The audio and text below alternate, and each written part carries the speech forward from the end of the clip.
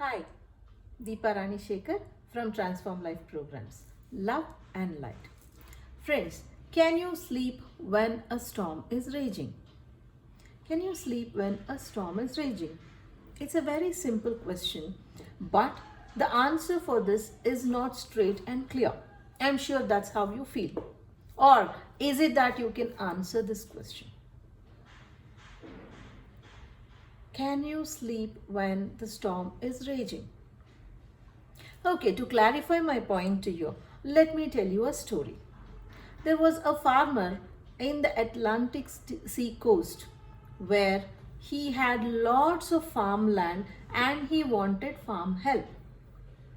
He kept on sending word through people, he kept on letting people know, kept on advertising in whatever means he had, asking for a farm help.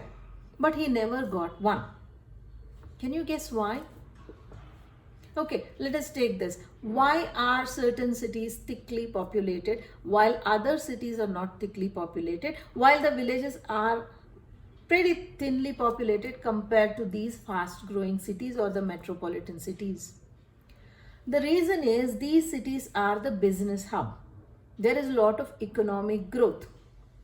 There is a lot of financial possibilities. And then the adaptability of the culture, easy to blend in, and then the favorable weather condition, geo-friendliness. All right, these are the reasons why people settle down in certain cities, while if the weather conditions are not good, people don't like to settle down there. Extreme weather conditions, or if people are very rigid, very orthodox, people don't like to settle there because it's difficult to adapt to the cultural influx of the population. And people don't go and settle in villages unless their roots are there, or they have a dream and passion to do something for a village or two villages.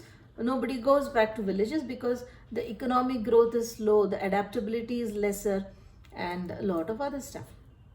So this farmer did not get any help because everybody knew of the extreme weather conditions in the Atlantic Sea coast.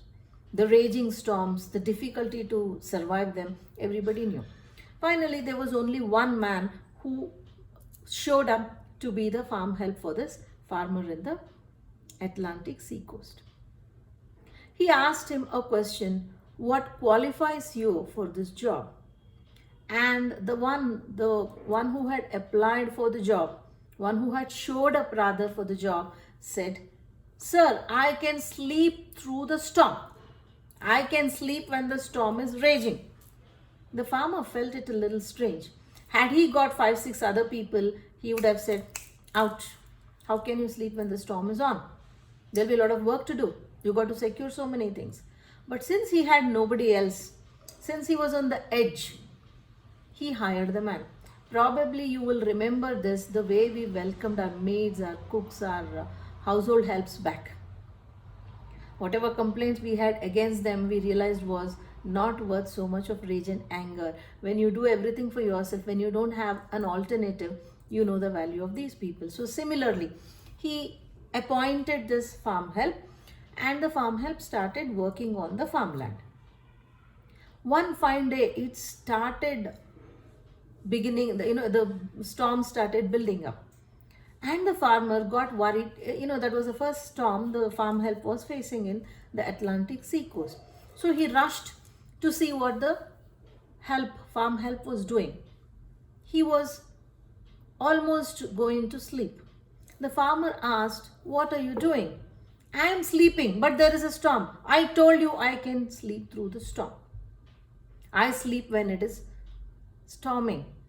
The farmer had the great urge to fire him then and there. But like I told you, he knew he could not find anyone immediately. He thought it was a waste firing him then. He can think about it later. So he thought he will go out, secure the farm, secure everything, tie up everything, and then come and speak to the farm help. When he went out, he saw that the barn was secure. The cows were in the shed. The chicken were in the coop. The hens were in the coop. The whatever had to be secured was secured tightly with tarpaulin. The shed was neatly shut. The window shutters were pulled. Everything was in place.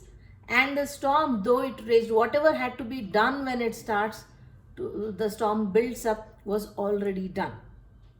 Then, metaphorically, the farmer understood what the farm help meant when he said, I can sleep when there is a storm. He had prepared well for this storm.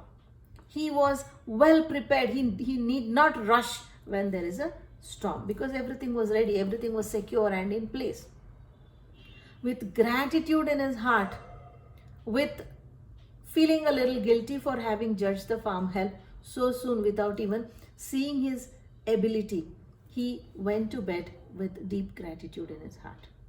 Now, my question to you is, from the past 2.5, 3 months, or from March 2020, there has been storm in almost all our lives in a different way.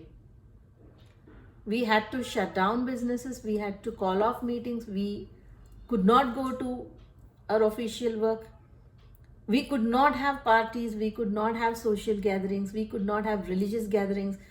Endless, the list is endless. So, how much were we prepared for this?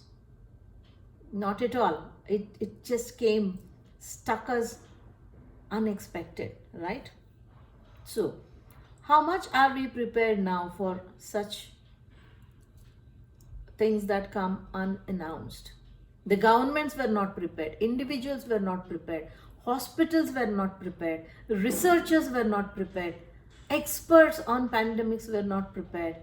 Nobody was prepared. Embassies were not prepared. Travel was not prepared to handle this kind of a pandemic, this kind of an upheaval. So, we can handle things when we are prepared. Prepared in the sense, take the farm and the farm help metaphorically. In our life, are we prepared mentally, emotionally, spiritually? Yeah, physically, most of the times we are prepared. Okay, even if we add that physically, mentally, emotionally, and spiritually, are we prepared for adversities in our life? So it is up to us to be strong. Yeah, physically we are strong. We do exercise, we take a lot of efforts to beautify ourselves, to wear nice clothes, accessories, to look good, everything. But mentally, how beautiful are we? How many negative thoughts visit us each day? How much of jealousy are we burning with? How much of fear are we dealing with day in and day out? Okay. How much of ill will do we have? How much of doubt do we have? So mentally, how much are we prepared to handle anything that is unforeseen? And emotionally, how comfortable do we feel? How safe do we feel in all circumstances? Despite everything being, despite people announcing this is a containment zone, that is a containment zone, this is that is that, there's no vaccine for that, there's no medicine for that. How many of us panicked? How many of us thought, I am safe, all is well in my world? How much did we feel safe? How much did we feel comfortable staying in environments indoors for long periods of time? So spiritually, how much are we prepared? How much do we believe in the power that is? How much do we believe in a supreme power and prepare ourselves to totally surrender to this supreme power?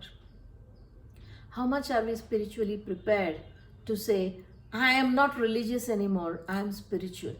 I don't have to go to a temple, mosque, church, synagogue or a gurudwara. I can pray deep from my heart and connect better. How much are we spiritually there? So this is something for us to ponder. And if we are prepared in all these four angles, we can sleep when there is a storm. we can sleep when there is a storm. How many of us freaked out when we had to meet people who came from outside? How many of us were scared to meet people who were frontline warriors and their families? Meet in the sense not go home and meet. Just because there was a frontline warrior in our apartment, how much fear did we have that we might be exposed to the risk? If we are equipped on these four fronts, we will not panic at all. That doesn't mean throw every precaution to the air and go and make merry. No, that's not what I mean. Yeah, physically we are prepared. We wear a mask, we keep washing our hands, we keep sanitizing, we use thermal temperature checks, everything. But when you have the fear here, when you have the doubt here, you know what I've always said, what you focus on expands. If you have hope here, if you have faith here, nothing is going to happen to you. Even if you are in the midst of everyone who is affected, you will be the survivor. You will be the one who will stay to narrate the story to the generations that are going to come. So do you want to feed your doubt and fear or hope and faith? Choice is yours. So do you want to sleep when the storm rages? You can use any method. You can use affirmations, you can use switch words, you can ask for energy healing. You ask and there is lots that is there. So choose what you want to do and please connect deep within spiritually. Emotionally be strong, mentally be positive, physically to take care of yourself. Stay safe, stay strong and stay happy. Thank you for joining me, Deepa Rani Shekhar from Transform Life Programs. Love and light.